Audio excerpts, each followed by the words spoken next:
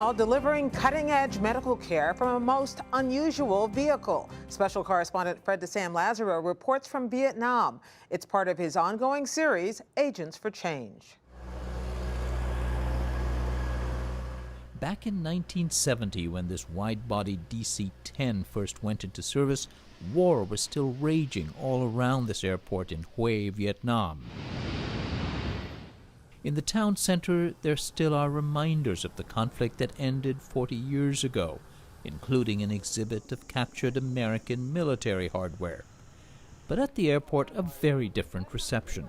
Oh, hey, how you doing? I'll give you a hug. The DC-10 crew got a flowery welcome. Then they quickly got to work on board. We converted this airplane into a fully equipped eye hospital, state-of-art facility. We have a team of 22 professionals covering all what is needed to run the hospital. Dr. Ahmed Goma is medical director of the Orbis Flying Eye Hospital, started in 1982 with grants from the U.S. government and from corporate and individual donors. It has visited 92 countries. This is the 6th visit to Vietnam.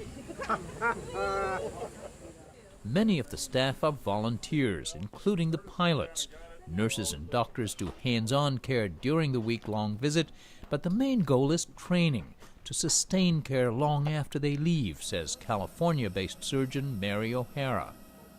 This is very, very different than being the great white surgeon who comes in and does some magical surgeries and then leaves without imparting any of the magic to the surgeons in the community. It's teaching the doctors the surgical skills to go forth and do good things for the community and also teach other doctors, so there's a ripple effect.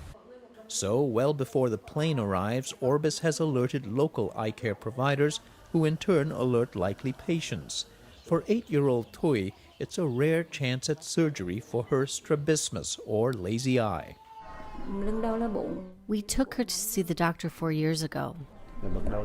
We were afraid to even ask how much it would cost. Thuy's father is disabled. Her mother earns less than $2 a day gathering and selling recyclables. I hope the doctors can help me. I don't want to be cross-eyed anymore. Strabismus is common, affecting perhaps 4% of all people. Patients can lose sight in the wayward eye and depth perception. There also are painful psychosocial effects, says Dr. O'Hara. We're keyed to be attracted to symmetry and repulsed by asymmetry on a very subconscious level. And people who have crooked eyes tend to be rated in society. Just because of the appearance of that person. Right. 6-year-old Van doesn't seem affected by social stigma, at least not yet. Her life is pretty normal. She gets teased a bit, but her life is pretty normal. Van's parents also struggle to make ends meet and cannot afford surgery. We had been to a doctor 3 years ago.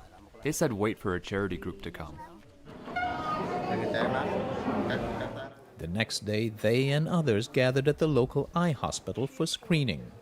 About 75 patients are being screened here at the local hospital. Some 45 will be chosen for surgery or laser treatment based on a variety of criteria. They need to be particularly good teachable cases. Young patients with good prognoses have priority, as do those in danger of losing their sight altogether. Orbis volunteers, surrounded by local doctors and students, assessed patients with various eye diseases, including diabetes-related conditions, glaucoma, and strabismus. More therapy. More therapy. Thuy, it turns out, wasn't a good candidate for surgery. Dr. O'Hara said she needed more patching therapy, in which the good eye is covered up so the wandering one can be exercised. We really need to have her in her glasses and have her amblyopia treated and then think about surgery. The letdown was plain to see on the faces of Thuy and her mother. Of course we're sad, seeing my daughter sad. We were hopeful working with these people, so it's a little sad that nothing came of it. And is she otherwise healthy? It was Van's turn. See how much bigger The exotropia is here, then down here. And happier news. I would do 10 millimeter bilateral lateral rectus recessions. Meaning Van would get surgery on both eyes to bring them into alignment. The next morning, as she and her father walked up to the airplane, lectures were already underway in what normally is the first-class section. It's now a 48-seat classroom. In the back, the team led by Dr. O'Hara was preparing. Are you ready? Ready? Does she have any allergies? Cháu có dị ứng với gì không ạ? No. Okay. No allergies and clearly no fear. As she underwent a 90-minute procedure, it was followed closely on video screens in the classroom. At this point, put the muscle on a green hook. While there are more economical ways of teaching doctors, such as using video links or even flying trainees to Dr. O'Hara's California hospital, Orbis says a key part of its mission is to raise awareness of eye disease, often neglected amid myriad other challenges in developing nations. Dr. Goma says the plane's sheer gee-whiz factor attracts visits from influential officials in the host country. The young doctors, the generation coming, is amazing. Very good doctors. So they need support, they need machines. Slow, good, up. Beautiful. Back in the operating room, Van's surgery was wrapping up, with Dr. O'Hara guiding local surgeon Tao Fong. The surgery went fine. The person I was training on this particular surgery had done surgery before, and she was very good and attentive, listening to instruction and following instruction. Dr. O'Hara was very clear in her instructions. The whole process, from tiny things, from anesthesia, it was very detailed, step by step. She and other local doctors hope Orbis will help them expand care to allow families like Thuys to get help. For its part, Orbis needs a lot of money to run its operation, but it gets almost as much in kind through volunteers like pilot Bob Rutherford. And you see things that you never see in life. Young children that have never had vision and they have their sight restored. Those things really kind of pull at your heartstrings. It makes it easy to do. She will be completely healed in 2 weeks. The morning after surgery, Van was still puffy and a bit groggy.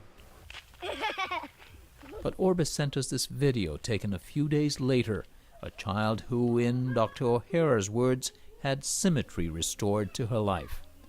This is Fred DeSam-Lazaro for the PBS NewsHour in Hue, Vietnam. And Fred's reporting is a partnership with the Undertold Stories Project at St. Mary's University of Minnesota.